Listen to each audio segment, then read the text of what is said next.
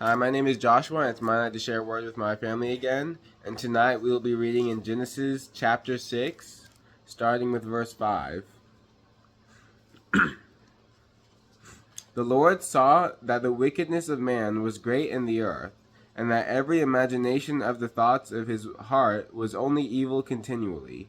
And the Lord was sorry that he had made man on the earth, and it grieved him to his heart. So the Lord said, I will blot out man, whom I have created, from the face of the ground, man and beast, and creeping things, and birds of the air, for I am sorry that I have made them. But Noah found favor in the eyes of the Lord. These are the generations of Noah.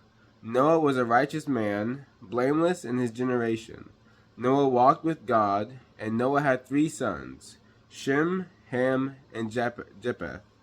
Now the earth was corrupt in God's sight, and the earth was filled with violence. And God saw the earth, and behold, it was corrupt, for all flesh had corrupted their way upon the earth. And God said to Noah, I have determined to make an end of all flesh, for the earth is filled with violence through them. Behold, I will destroy them with the earth. Make yourself an ark of gopher wood. Make rooms in the ark and cover it inside and out with pitch. This is how you are to make it. The length of the ark 300 cubits, its breadth 50 cubits, and its height 30 cubits. Make a roof for the ark. Finish it to a cubit above. And set the door of the ark in its side. Make it with lower second and third decks. For behold, I will bring a flood of waters upon the earth to destroy all flesh in which it is the breath of life from under heaven. Everything that is on the earth shall die. But I will establish my covenant with you, and you shall come into the ark, you, your sons, your wife, and your sons' wives, with you.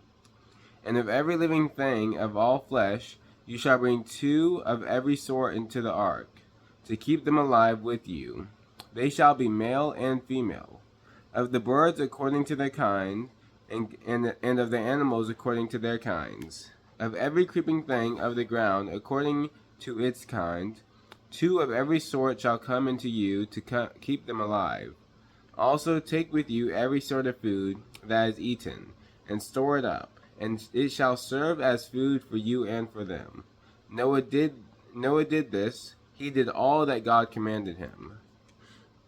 I'm going to stop reading right there. But so one of the things I wanted to say out of this is how at this time there had never been an experience like this before. One, there was never a flood because they never had as much rain as this. And 2, Noah had never had to build a boat that we know of because they weren't really sailing across oceans. So God was telling him to do something completely new that had never been done before, and not even knowing what this flood was that is coming.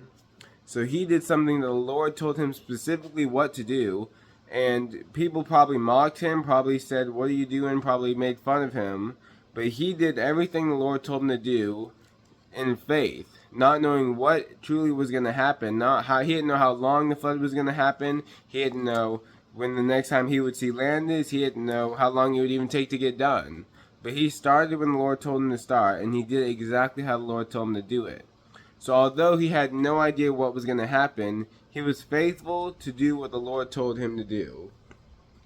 And it said that he was blameless. So I was thinking, can we be like Noah where we're blameless? Can we be like Noah where we have faith that no matter what the Lord tells us to do, no matter if we know what's going to happen in the future or not, can we have faith like him where we do what the Lord tells us to do and not worry about everything else? Because he simply worked on the ark, and he probably had other things to do also because he had to take care of his family, he had to feed his family, do whatever he had to do for his family. Because at the time of him being told to build the ark, his sons weren't, I don't even think they were born yet.